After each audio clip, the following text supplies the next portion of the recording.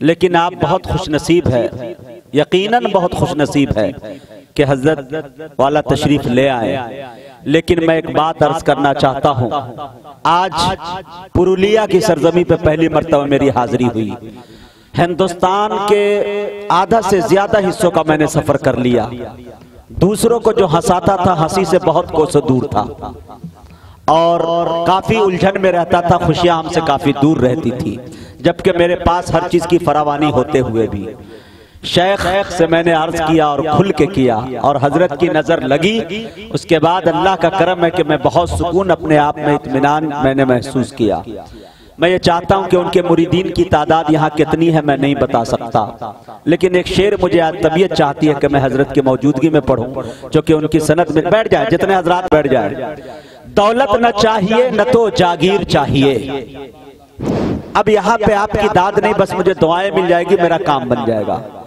دولت نہ چاہیے نہ تو جاگیر چاہیے، بس ایک نگاہ ناز میرے پیر چاہیے۔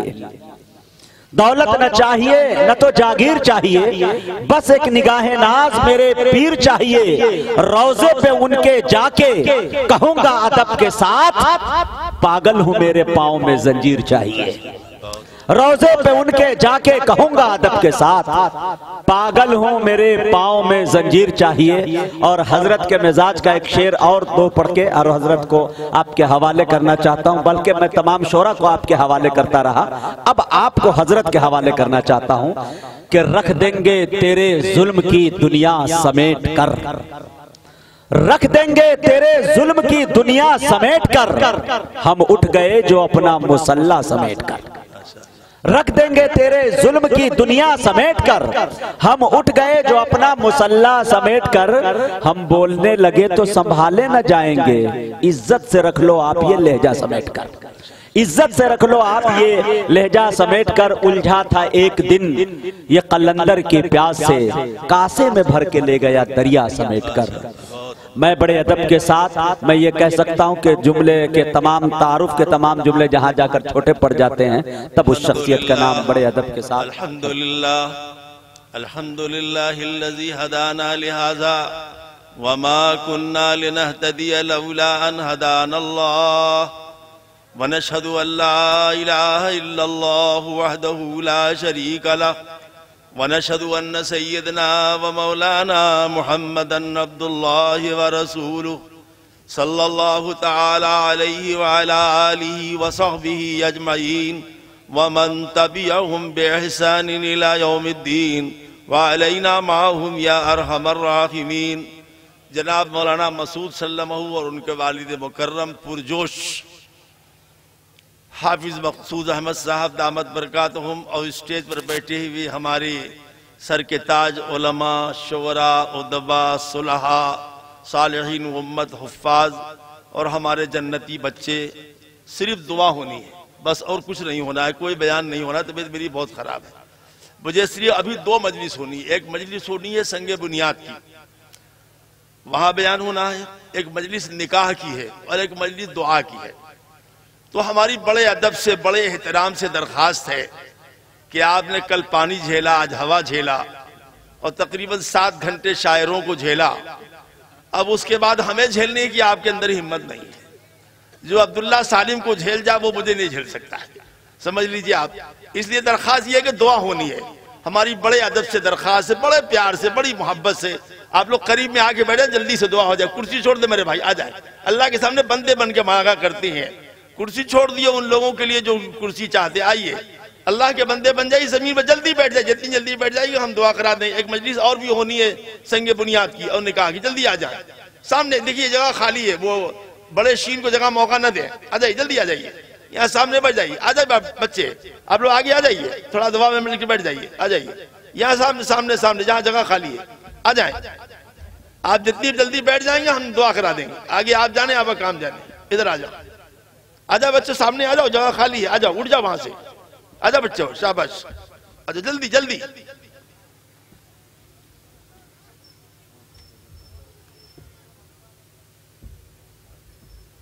جو مسئلہ مولانا عبداللہ سالم صاحب جھیل رہے تھے، اس میں سب سے زیادہ تو ہم لوگ مصیبت میں، یو پی کے لوگ. جتنا ظلم وہاں ہو رہا ہے، اور اس کی میں جہاں تک سمجھتا ہوں کہ اس سلسلے میں ہمارے علماء کو تو معلومات ہے، لیکن ہمارے عوام کو صحیح معلومات نہیں ہے کہ یہ جو بل آیا ہے اس کے نقصانات عوام کو کیا ہوں گے. مسلمانوں کے ساتھ نہیں، 65% ہندوستانی اس سے متاثر ہوں گے. 65%. یہ ہمارا موضوع نہیں ہے، لیکن یہ مطلب نہیں ہے کہ ہم گونگے ہیں. ہم نے کتابوں کو مطالعہ کیا ہے، باقاعدہ اس کے قانون پڑھے ہیں، اور ہم لوگ یو پی میں اس مسئلے پر بڑے ہی ادب و شرافت کے لہجے میں بول رہے ہیں. چونکہ ہمارے یہاں جو وزیر اعلیٰ وہ بھی بہت شریف آدمی ہیں، وہ مذہبی آدمی، ہم بھی مذہبی آدمی ہیں. تو یہ گفتگو کیسے ہوتی ہے اہل مذہب کو اچھی طرح جانتے ہیں، اس کو بتانے کی ضرورت نہیں ہے. لیکن یہ سمجھ لیے، میں 2 بات آپ کے سامنے عرض کرتا ہوں کہ اس مسئلے میں سنجیدگی کی ضرورت ہے، متانت کی ضرورت ہے. یہ ایک طویل و لمبی لڑائی ہے. نہ ہم کسی کے دشمن ہیں، نہ ہم کسی کے مخالف ہیں، بلکہ ہم یہ سمجھتے ہیں اچھی طرح سے اس بات کو کہ 1717، 1703، 1717، 1757، 1857، پھر 1947، اس درمیان کا جو وقفہ ہے، اس ملک کی حفاظت، اس ملک کے عوام کی حفاظت، ہندوستان کے ذرے ذرے کی حفاظت اگر کسی نے کیا ہے تو وہ ہمارے مسلمانوں کے خون نے کیا ہے. آپ پہلے ہسٹری پڑھ لیجئے، غیر جانبدار ہسٹری پڑھ لیجئے. میں اس موضوع پہ جانا نہیں چاہتا ہوں، یہ بہت لمبا موضوع ہے، لیکن حقیقت یہ ہے کہ آپ اگر دل پر ہمارے برادران وطن اس کو قبول کرتے ہیں، اس بات کو. ابھی پرسوں ایک غیر مسلم نے اس بات کو کہا، پوچھا، ان سے ایک سوال کیا گیا کہ یہ کیا بات ہے کہ ہندوؤں میں، ہند برادران وطن میں شرابی و زناکار بہت ہیں، اتنے مسلمانوں میں نہیں، کیا بات ہے؟ تو انہوں نے جواب دیا کہ بات یہ ہے کہ مسلمانوں کے پاس مکتب ہیں، مدرسے ہیں، ان کے پیر و مرشد ہیں، اور تبلیغی جماعت کا نیٹ ورک ہے جو ان کو ان کاموں سے روکتا ہے، اس لیے ان کے یہاں کم ہے. اور ہماری یہاں تو اوپر سے نیچے تک سب اسی میں مبتلا ہے، کون کس کو روکے گا؟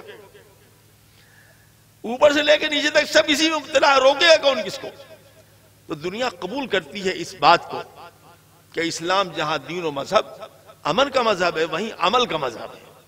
ایک پرامن زندگی گزارنے کے لیے آپ اچھی طرح سمجھ لیں کہ اپنے احتجاجات کو قانون کے دائرے میں، امن کے دائرے میں رکھیں. میں ایک چھوٹی سی بات پوچھتا ہوں کہ مان لیجئے کہ پاکستان، بنگلہ دیش، ہندوستان سے آپ نے 5 لاکھ یا 5 کروڑ یا 25 لاکھ لوگوں کو لا کر ہندوستان میں آباد کیا، ہمیں کوئی اعتراض نہیں. لیکن میں بڑے ادب احترام سے پوچھنا چاہتا ہوں، یہ بتائیے کہ آپ جو ان کو لے آئے تو آپ نے 2 کام تو ان کے ساتھ، اور ان 2 کان کاٹ لیا. آپ نے ان کو شہریت دیا اور کہہ دیا ووٹ دینے کا حق نہیں، سرکاری ملازمت نہیں ملے گی.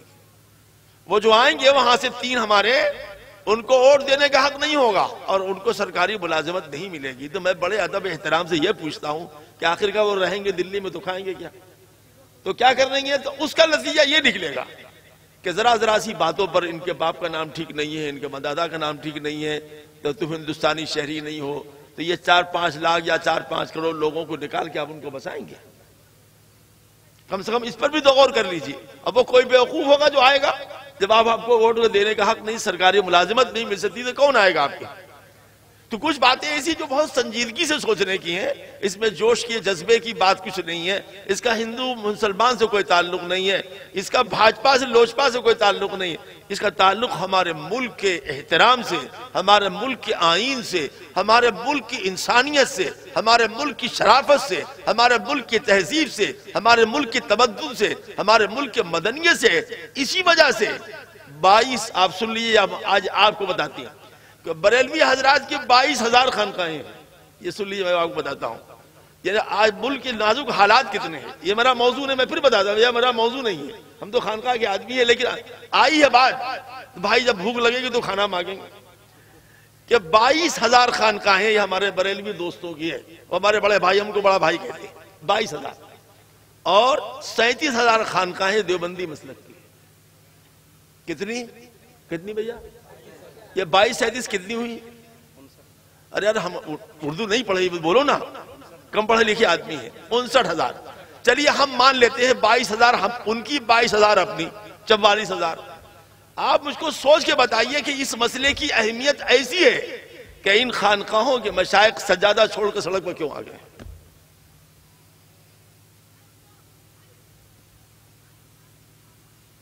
کیوں؟ کہ ہم نے اس طے کیا ہے, ہمارے بزرگوں نے طے کیا کہ ہم کو, ہمارے حضرت مولانا شاہ وصی اللہ الہ آبادی رحمۃ اللہ علیہ, حضرت مولانا منظور نعمانی صاحب نے خواب دیکھا. خواب یہ دیکھا شاہ وصی اللہ صاحب کے بدلے کہ وہ بنگلہ دیش جا رہے ہیں. تو تشریف لا مولانا منظور نعمانی, مولانا علی میاں کا حضرت ایک آپ ہی تو بچ گئے ہیں, آپ چلے. فرمایا کہ نہیں, وہ جواب سن لیے, وہ جواب میرے کان میں پڑا ہوا اب تک, جبکہ میری عمر 8-9 سال کی. ہم اس ملک کو چھوڑ کر نہیں جائیں گے, کیونکہ ہمارے بزرگوں کی ہڈیاں یہاں جمع ہیں, ہمارے مساجد ہیں, ہمارے مقابر ہیں, ہمارے معابد ہیں, اور داستان ایمان و عظیمت کی 1000 سالہ تاریخ ہماری پشت پر ہے. اس کو چھوڑ کے جانے کا سوال نہیں. اس سے بہتر کوئی ملک آپ کو نہیں ملے گا جہاں آپ امن امان چین امان سے رہ سکتے ہیں. تو میں بڑے ادب احترام سے اپنی حکومت سے, یہاں تو بڑے آرام سے سب لوگ بول لیتے ہیں, ایسا یو پی میں بولیے تو اب تک اندر ہو جائیے, کوئی بات نہیں, اندر بھی ہو جائے تو کوئی بات نہیں, وہاں تو کم سے کم دال روٹی ملے گی. ہم تو دال روٹی والے آدمی ہیں, مٹن چکن والے آدمی بھی نہیں ہیں, کوئی مسئلہ نہیں ہے. مسئلہ یہ بڑے ادب احترام سے درخواست کی جاتی ہے کہ اس مسئلے کو سنجیدگی سے غور کیا جائے, اس پر سوچا جائے, اور ایک امن کی فضا پورے ملک کے اندر قائم کی جائے. یہ ہندو مسلمانوں کا مسئلہ ہی نہیں ہے, سکھ عیسائی کا مسئلہ نہیں ہے, بلکہ ہندوستان کی بقا کا مسئلہ ہے. یہ بات مولانا عبداللہ سالم صاحب, اللہ ان کو جنت نصیب کرے جوانی میں, یہ مرے نہیں, جنت بعد میں, لیکن یہی مل جائے تو کیا کیا جائے گا, سمجھا آپ نے. ایک بات یہ کہتا ہوں. دوسری بات میں بڑے ادب احترام سے حافظ مولانا مسعود صاحب سے اور حافظ مقصود صاحب سے کہتا ہوں کہ دیکھیے, یہ ہم محبت سے کہہ رہے ہیں, پیار سے کہہ رہے ہیں, کوئی ہمارے دل میں کسی کے لیے الحمدللہ کوئی مسئلہ نہیں, پیار سے. اتنا بڑا جلسہ کیا آپ نے, اتنا بڑا بھی میدان دیکھ کے آیا ہوں جہاں جماعت اہل سنت والجماعت کے یہ مکتب مدرسہ قائم ہونے والا, اتنا بڑا میدان ہے. اگر اس جلسے کو آپ وہاں کر لیتے تو 2 مجلس نہیں کرنی پڑتی, ایک ہی جگہ سارا کام ہو جاتا. لیکن یہ چاہیے تھا کہ آپ مشورہ کرتے, مقامی علماء کو جمع کرتے, بھئی کس کو بلانا ہے, کس کو نہیں بلانا ہے, کس وقت کرنا ہے, سنگ بنیاد کا سلیقہ کیا ہے اور طریقہ کیا ہے, کس طریقے سے کیا جاتا ہے. آئندہ خیال رکھیں, علماء علاقے کے علماء کی ایک کمیٹی بنائے اور ان کے حوالے کام کو کریں. آپ کے جوش کو, آپ کے عزم کو, آپ کی ہمت کو ہم سلام کرتے ہیں. دوسری بات یہ ہے کہ دیکھیے, لوگ کہتے ہیں, یہ مجیبی صاحب کہتے ہیں کہ جو ہے تو اگر کسی میاں کے 2 بیوی ہو تو دونوں لڑتی رہتی ہیں, جھگڑا کرتی رہتی ہیں, تو لئے ایک ہی بہتر ہے. دوسری بات جو آپ سے کہنا چاہتے ہیں وہ یہ کہ دیکھیے, آپ نے اتنا خوبصورت جلسہ کیا, لیکن اگر آپ اس کو ترتیب بناتے, اسی کو تھوڑا ڈیوائیڈ اور تقسیم کر لیتے, کیا کہ آج کا جلسہ جو سنگ بنیاد کے نام سے ہے اس میں صرف علماء کی تقریریں ہوتی, اور کل آپ ایک جلسہ کر لیتے, آپ مشاعرہ بھی کر لیتے, مشاعری بھی کر لیتے, تو کوئی فرق نہیں پڑتا, کوئی ایسا مسئلہ نہیں آتا. دوسری بات یہ, اور بات تھی, اور زیادہ آسان تھا, لیکن یہ سب چیزیں آتی شعور سے. کیا کہ آپ عشاء کے بعد 12 بجے تک علماء کا بیان کرا لیتے, 1 بجے کے بعد سے دل کا دل نکال لیتے, کسی کے شمشیر بے نیام کر لیتے, کسی کو جوہر ظاہر کرنے دیتے, فجر کی نماز پڑھ لیتے. تو طریقے ہوتے ہیں, کچھ طریقے ہوتے ہیں, کچھ سلیقے ہوتے ہیں. لیکن بات یہ ہے کہ بارات میں اگر بڈھا نہ ہو تو آدمی بھیسا نہیں کھا سکتا ہے, سمجھ لیجئے اچھی طریقے سے. آپ نے سنا ہوگا نہیں سنا ہوگا, سنا ہے نا. ہاں, اصل میں تجربے کار آدمی کی ضرورت ہے. یہ ہمارے دونوں حافظ مقصود صاحب تو ہم نے پہلی بار ان کو دیکھا, المسعود کو پہلے سے جانتا ہوں, بڑے عزم و ہمت کے باپ بیٹے ہیں. صرف پیسہ سب کچھ نہیں ہے, عقل, شعور, دانائی کے ساتھ کمنا. یہ ہم بڑی محبت پیار سے کہہ رہے ہیں, ہمارے دل میں کوئی گندگی نہیں. ہمارے سر کے تاج ہیں, ہم کو بہت اچھا لگا ان کا دیکھ کر کے, وہ ان بڑے سیدھے سادے آدمی ہیں, لیکن کام کو طریقے سے کیا جاتا. اگر آپ سے میں پوچھتا ہوں, آپ بتائیے, اگر رات کو 9 بجے سے 12 بجے تک علماء کی تقریر ہو جاتی, 1 بجے سے لے کے 5 بجے تک مشاعرہ ہوتا تو بڑھیا تھا کہ نہیں تھا؟ ارے بولتے نہیں, ارے ہمارے خلاف ووٹ مت دینا تم لوگوں کو, میں پیر آدمی ہوں, تب ہی دعوت دوں گا. بولو ٹھیک ہے ہی نہیں, ایسا ہوتا کہ ٹھیک ہوتا کہ نہیں ہوتا؟ ہاتھ اٹھا، ہاتھ اٹھا، دیکھ لیں آپ کہتے ہیں ہمارے مریدین نہیں، ہمارے پورے علاقے میں مریدین ہیں، پورا اولیاء میرا پورا مریدین بھرا ہوا ہے. ابھی ہم آپ گودی اٹھا لیں گے. ان کا نکاح ہوا، انہوں نے مٹھائی نہیں کھلایا، ان کا پیسہ سب چھین لو اور ان کا کرتا پائجامہ اتار دو، یہ اتارو. اب بولو اب کیا ہوگا؟ تو ہمارا یہ عرض کرنا تھا کہ کام کو میرے بھائی، میرے پیارے، میری جان، عقل سے، شعور سے کیا جاتا ہے.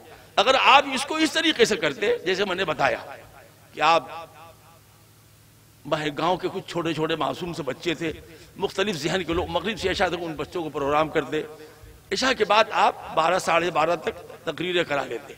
اس کے بعد یہ 4 بچے تھے، دل، جوہر، شمشیر، اور یہ تو خود بہت بڑا شاعر ہے، سمجھا آپ نے اشعار سنا کے تو نکاح ہی کیا اس نے، سمجھا آپ نے، اس کی بیوی راضی ہوئی اشعار سن کر کے، سمجھا آپ نے کہ گورا نے صحیح، دل کا تو گورا ہے، چہرے کا گورا نہ صحیح. تو اشعار سے اگر آپ کو یہ 3 نظمیں، 3 نعتیں سناتے، 5 بج جاتا. رند کے رند رہے، ہاتھ سے جنت نہ گئی، اس لیے کہا جاتا ہے تجربے کار کی صحبت میں رہو. آپ کو کرنا چاہیے تھا. آخری بات جو آپ سے کہنی ہے وہ یہ، چونکہ آپ دعا ہونی ہے، آخری بات یہ کہنے کہ پیارے دوستوں، بزرگوں، دیکھو اچھی طریقے سے اس بات کو سمجھ لو، پورے دل میں بیٹھا لے. خاص کر ہمارے نوجوان بچے مدرسوں سے بہت زیادہ تعداد میں آئے ہوئے ہیں، وہ اور گاؤں کے لوگ آئے ہوئے ہیں. ابھی ہم صبح وہاں گئے تھے، دوپہر میں ایک مسجد کا سنگ بنیاد رکھنے کے لیے. کہاں گئے تھے؟ نوڈیہا گئے تھے. یہاں پر مولوی مفتی جنید صاحب کے گاؤں میں، یہاں بھی آئے تھے. آپ سے یہ بات کہنا چاہتا ہوں، کوئی بھی کام ہو، دین کا ہو یا دنیا کا ہو، اس کے اندر جو سب سے بنیادی چیز ہے وہ ہے ہماری نیتیں. ہماری نیتوں پر خدا کے فیصلے آتے ہیں. اگر ہماری نیتوں میں سچائی ہے، ہماری نیتوں میں اخلاص ہے، ہماری نیتوں میں آخرت کی فکر ہے، ہماری نیتوں میں اللہ کے لیے کام کرنے کا مسئلہ ہے، تو یاد رکھیے ہماری نیتوں کی اچھائی پر اللہ کی طرف سے اچھے فیصلے آتے ہیں. وَأَنَّ الْمَسَاجِدَ لِلَّهِ فَلَا تَدْعُوا مَعَ اللَّهِ أَحَدًا. قرآن کی اس آیت میں مفسر نے بتا دیا. حضرت عبداللہ ابن عباس کہتے ہیں کہ مسجد کی آراضی سے لے کر اور اس کی اینٹ اور گارے تک اور رکھنے والے تک ایک ایک شخص کے لیے مخلص ہونا ضروری ہے. اگر مخلص نہیں ہوگا تو وہ مسجد قیامت تک کبھی آباد نہیں ہوگی، چاہے حسن کا پیکر وہ مسجد بن جائے. اسی طریقے سے مدرسے ہیں، یہ چھوٹے سے مکتب کہ ہمارے نزدیک بہت اہمیت ہے. اتنی اہمیت ہے، میں آپ کے صاف کہتا ہوں یہاں بیٹھے میں، اتنی اہمیت ہے ہمارے نزدیک. وہ 20-25 لڑکوں کو لے کر مکتب میں بیٹھنے والے کی ہمارے نزدیک، میرے نزدیک آنکھ جو کچھ دیکھتی ہے لب پہ آ سکتا نہیں. محو حیرت ہوں کہ دنیا کیا سے کیا ہو جائے گی. اس 20-25 بچوں کو لے کر بیٹھنے والے کی میرے نزدیک وہ اہمیت ہے جو بڑے مدرسے کی نہیں، کیونکہ وہ مکتب میں بیٹھا ہوا بچہ آنے والی نسلوں کے ایمان کا تحفظ کر رہا ہے. آج مسئلہ یہی، پورے ملک کا خطرہ کیا ہے، پورے ملک کا سب سے بڑا مسئلہ کیا ہے؟ آج کا سب سے بڑا مسئلہ یہ ہے کہ ہماری آنے والی نسلوں کے ایمان کا تحفظ کیسے ہوگا. ہماری آنے والے بچوں کا ایمان محفوظ نہیں رہے گا. اگر ہمارے بچوں کا ایمان محفوظ نہیں رہے گا تو دوستو ہمارا تمہارا بھی ایمان محفوظ نہیں. یہ سب سے بڑا مسئلہ ہے. ہمارے شورا، ہمارے ادبا، ہمارے حفاظ، ہمارے علماء، ہمارے قرہ، ہمارے امامان مساجد اس بات کی فکر کریں کہ ہمارے آنے والی نسلوں کا ایمان کا تحفظ کیسے ہوگا. ایک ہے ایمان کی حفاظت، ایک ہے ایمان کا مضبوط کرنا، ایک ہے ایمان کا محفوظ رکھنا. ایمان کا مضبوط رکھنا فرض عین ہے، ایمان کو محفوظ رکھنا بھی فرض عین ہے. اگر ہمارے بچے جو ملک کے حالات چل رہے ہیں، ہمارے ملک کے بچوں کا نام نصر، احمد، محمد، حامد، محمود ہے، لیکن دل و دماغ کی دنیا ان کے کفر سے، شرک سے بھری ہوئی ہے، تو حامد، احمد، محمد نام رکھنا قیامت میں کام نہیں آئے گا. کس قسم کے ماحول بنائے جا رہے ہیں؟ ہم 50 قصے سنا سکتے ہیں، لیکن میری طبیعت ٹھیک نہیں. میں صرف مدرسے کے بچوں تم فخر کرو، مدرسے کے بچوں تم فخر کرو کہ اللہ نے دنیا کے کروڑوں انسانوں میں تم کو عالم دین، حافظ قرآن ہونے کے لیے منتخب کیا. ابھی میں گیا تھا 1 مہینے پہلے بمبئی، ہوائی اڈے سے نکل رہا تھا. وہ ہمارے جو دائی تھے وہ تھوڑا ان کو دیر میں ہو گئی آنے میں، تو میں باہر نکلا تو 1-2 غیر مسلم کھڑے تھے. میں نے کہا بھائی مجھے نماز پڑھنا ہے، ذرا ہمیں بتا دیں. تو انہوں نے کہا کہ جی یہاں آپ ایسے کھڑے ہو جائیے، اب ہم لوگ بیٹھے ہوئے ہیں، آپ ایسے کھڑے ہو کے نماز پڑھیے، اطمینان سے، کوئی بات نہیں. ایک اس میں ادھر بیٹھ گیا، ایک اس میں ادھر بیٹھ گیا. ہم نماز کی نیت باندھ لیا، میں نے اس کے اندر نماز کی نیت باندھ لیا. تو وہ دونوں دیکھیے ابھی بھی شرافت اور عزت باقی ہے. وہ چائے پی، سگریٹ پی رہے تھے، دونوں غیر مسلم تھے. مسلمانوں تم غور کرنا، مسلمانوں کے بچوں تم غور کرنا، وہ دونوں، یہ ہوائی اڈے قصہ بمبئی کا، ابھی مشکل سے 20-25 دن ہوا ہے، دونوں سگریٹ پی رہے تھے اور چائے پی رہے تھے۔ جیسے میں نے کہا کہ بھائی ہمیں ظہر کی نماز پڑھنا ہے، دیر ہو رہی ہے، جہاز ہمارا، آپ کوئی جگہ بتاتے؟ کہا جی آپ یہاں پڑھیے نا۔ وہ دونوں ہٹے، دیکھیے، اور مسلح بچھایا، دونوں نے سگریٹ اور چائے پھینک دیا اور ایسے کنارے ہو گئے۔ ابھی ہندوستانیت باقی ہے، ابھی ہندوستان زندہ ہے، ابھی شرافت زندہ ہے، ابھی اخلاق زندہ ہے، ابھی دوسرے مذاہب کا احترام زندہ ہے۔ لیکن مسلمانوں کے بچے تم پان کھاتے ہو، مسجدوں کی دیواروں میں جا کر تھوکتے ہو، کیا تمہارا اسلام زندہ ہے؟ تمہارا ایمان زندہ ہے؟ تم مسجدوں کے گیٹ پر بیٹھ کے بیڑی سگریٹ پیتے ہو، کیا تمہارا ایمان زندہ ہے؟ کیا تمہارا اسلام زندہ ہے؟ نہیں زندہ ہے۔ یہی مطلب ہے ان کا کہنے کا، علامہ محمود آلوسی کے کہنے کا، کہ ایک وقت ایسا آئے گا کہ نام ہوگا حامد محمد، لیکن اللہ کی شاعر کا اتنا بے احترامی جتنی یہ قوم کرے گی کوئی نہیں کرے گی۔ آپ دیکھ لیجیے۔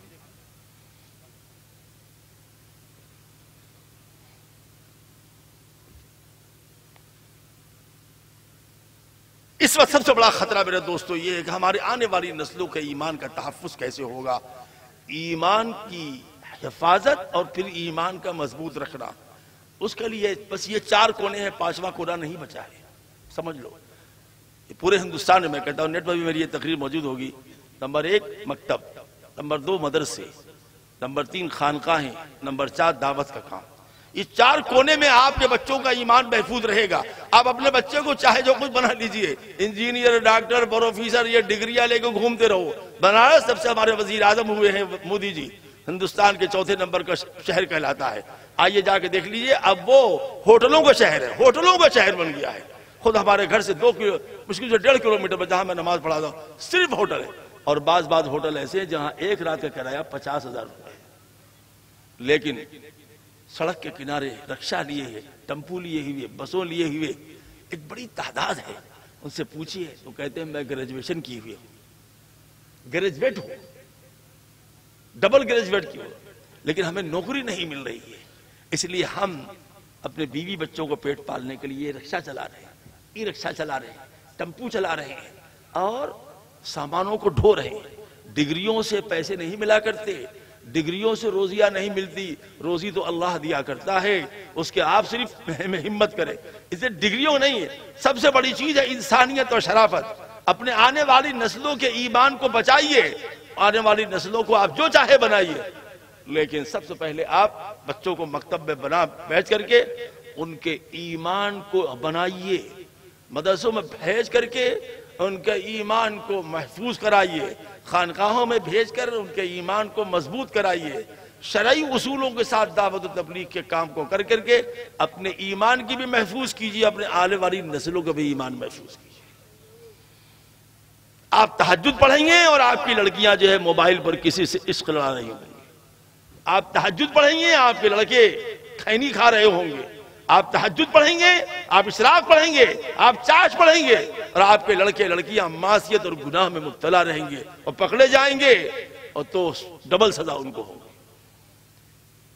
آخری بات یہ ہے کہ اور لڑکیوں کا مسئلہ نہیں، بہت لمبی بات ہے، ہم ادھر جانا نہیں چاہتے، کہ مدرسہ جو کھل رہا ہے، مدرسہ اہل سنت والجماعت سمیہ، ایک بڑی صحابیہ کے نام پر یہ مدرسہ کھل رہا ہے، لڑکیوں کے لیے کھل رہا ہے، لڑکیوں کے لیے کھل رہا ہے، لڑکیوں کے لیے کھل رہا ہے۔ اس کا کیا مطلب؟ اس کا مطلب یہ ہے کہ ایک ایسے ادارے قائم کرنے کا ارادہ کیا ہے باپ بیٹوں نے مل کر، جہاں پر ہماری آنے والی بچیوں کے ایمان کا تحفظ ہوگا۔ رات کو تقریباً 1 بجا تھا، میں سفر سے آیا تھا، ایک فون اٹھا، السلام علیکم، تو ایک خاتون کا فون تھا، یہ آپ کے قریبی کے، تو وہ ہچکی مار کے رو رہی تھی، مولانا سن لیجیے، ہچکی مار کے رو رہی تھی۔ میں نے کہا کیا بات ہے بیٹا، کیوں رو رہی ہیں؟ تو اس نے نام بتایا، اپنا نام بتایا، میں فلاں کی لڑکی ہوں۔ میں نے کہا کیوں رو رہی ہو صاحب، پیٹ میں درد تمہارے ہے کیا؟ یہ تمہارے والدین نے تم کو ڈانٹ دیا ہے، یا تمہارے میاں نے کہا جی میری شادی نہیں ہوئی ہے، میں الحمدللہ، غور سے سنیے گا، 10 برس سے تہجد کی نماز پڑھتی ہوں، 10 برس سے، اور کہا آج میں نماز پڑھ کر کے میں جب اٹھی ہوں تہجد کی، عشاء کی اور تہجد کی پڑھ کر کے، تو میرے دل میں یہ خیال آ رہا ہے کہ پتہ نہیں میری نماز قبول بھی ہوئی نہیں ہوئی، کہ اللہ میرے منہ پر نماز کو مار دے۔ کیوں؟ اس گھر کے لڑکیوں کا مزاج کیا ہے؟ اس گھر کی لڑکیاں سب پڑھتی ہیں کالجوں میں، لیکن نماز کی پابند ہے، تلاوت کی پابند ہیں، قرآن کی پابند ہیں، ذکر کی پابند ہیں، شرعی پردے کی پابند ہیں، حجاب کی پابند ہیں۔ اس لیے وہ خوف ان کے اندر موجود ہے جو اللہ والیوں میں ہوا کرتا ہے، وہ بھی پڑھ رہی ہے۔ اس میں سے ایک لڑکی کے نکاح پڑھانے کے لیے میں گیا تھا، ایک بچی کا نکاح پڑھانے کے لیے میں گیا تھا، اس نے میری اس سے بات ہوئی، میں نے اس سے کہا کہ بیٹا آپ کا نکاح ہو رہا ہے تو آپ کہاں ہیں؟ کہا جی میں اپنے گھر میں کمرے میں ہوں۔ اب سمجھے نہیں بات؟ نہیں سمجھے؟ یعنی اور نکاحوں پر آج تک ہوتا ہے کہ حال میں لڑکیاں جاتی ہیں، بٹھا لی جاتی ہیں، نپائی جاتی ہیں، دکھائی جاتی ہیں، سجائی جاتی ہیں۔ کہا جی میں اپنے کمرے میں ہوں۔ اور میں نے کہہ دیا کہ نہیں، ہم اپنے کمرے سے باہر نکل کر حال میں نہیں جائیں گے، نکاح یہاں ہوگا جب میرا شوہر آ جائے گا اس کو دیکھنے کی، اس کے ساتھ حال میں۔ پہلی نگاہ میری شوہر کی میرے پر پڑنی چاہیے۔ لیکن دنیا والوں، کیا ایمان زندہ نہیں ہے؟ کیا اسلام زندہ نہیں ہے؟ نہیں، اللہ کا خوف زندہ ہے، پاکیزگی زندہ ہے، تقوی زندہ ہے۔ تو ہم امید کرتے ہیں کہ حضرت سمیہ رضی اللہ تعالی عنہ جیسی عظیم الشان صحابیہ کی یاد میں، جن کو پہلی تیر لگی تھی وہ بھی شرمگاہ پر، اور اللہ کی رضا کے لیے اللہ کی راہ میں لگی تھی کہ وہ مری تھی، ایسی پابرکت صحابیہ کے نام سے یہ مدرسہ لڑکیوں کا کھل رہا ہے۔ ہمیں امید ہی نہیں بلکہ یقین ہے کہ یہ ادارہ پورے علاقے کے لیے مشعل راہ بنے گا، اور انشاءاللہ لڑکیاں یہاں پڑھیں گی، اپنے ایمان کا تحفظ کریں گی، اپنے ایمان کی بقا کی حفاظت کریں گی، ان کو اچھی استانیاں ملیں گی، ان کو انتظام کرنے والے ملیں گے۔ یہاں پر بچیوں کے عصمت و عفت آبرو کی بھی حفاظت ہوگی، ان کے دین کی بھی حفاظت ہوگی، ان کے ایمان کی بھی حفاظت ہوگی، ان کے اسلام کی بھی حفاظت ہوگی، ان کے اعمال کی بھی حفاظت ہوگی۔ ہم امید کرتے نہیں، آپ سب سے کہتے ہیں کہ مدرسہ کھلے تو اول تو تعمیر میں حصہ لیجئے، مدرسہ کھلے تو اپنی بچیوں کو پڑھائیے، یہاں بھیج کر کے بھیجیے، آسان کورس 4 سال کا 5 سال کا رکھیں، بچیوں کو پڑھایا جائے، ان کے اندر آداب زندگی سکھلایا جائے، ان کو بتایا جائے۔ ہمارے ایک بریلوی دوست ہے، ان کی لڑکی جو ہے وہ بریلی شریف میں کسی بڑے پیر صاحب کے سے مرید اعلیٰ حضرت کے کسی پوتے ہوتے سے تھی، وہ کچھ پریشان تھی تو ایک دن میری یہاں آ گئی، تو میری اہلیہ نے کہا کہ پیر صاحب اندر بیٹھے، چلی جاؤ۔ آ گئی، ایسا بتا دیا کہ میں فلاں سے مرید ہوں، ایسی ہوں، میں سے یہ پریشانی ہے مجھ کو، میں آپ سے دعا کے لیے آئی ہوں۔ تو میں نے اس کو ایک تعویذ لکھ کے دیا اور دعا بتا دی، یہ دعا تم پڑھو، 15-20 دن میں اللہ کے کرنے سے وہ ٹھیک ہو گیا، اس کا مسئلہ ٹھیک ہوا، کوئی گھریلو مسئلہ تھا ٹھیک ہے، تو آئی وہ پھر آئی، دوبارہ آئی۔ تو اس نے کہا کہ یہ آپ سن لیے، غور سے سنیے، یہ اس نے کہا کہ یہ مٹھائی آپ کو میری طرف سے ہدیہ ہے۔ میں نے کہا وہاں رکھ دیجئے، میں نے کہا وہاں رکھ دیجئے۔ تو کہنے لگی جی میرے ہاتھ سے لے لیجئے۔ میں نے کہا تمہارا پیر تمہارے ہاتھ سے لیتا ہے؟ تمہارا پیر ہدیہ تمہارے ہاتھ سے لیتا ہے؟ کہنے لگی جی وہ تو ہم کو گودی میں بیٹھالتے۔ میں نے کہا ہم نے تو آج تک اپنی بیٹی کو گود میں نہیں بیٹھالا، تو کیا بیٹھا لیں گے؟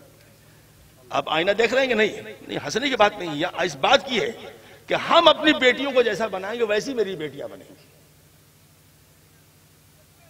میں نے کہا کہ یہ تو حرام ہے۔ نہیں وہ تو کہتا ہے کہ نہیں، وہ تو مریدنی پیر کے بیٹی کے برابر ہے۔ میں نے کہا جب بیٹی ہے کل لیٹی ہے، کام ختم ہو جائے گا، اگلی بات بتانے کی ضرورت نہیں۔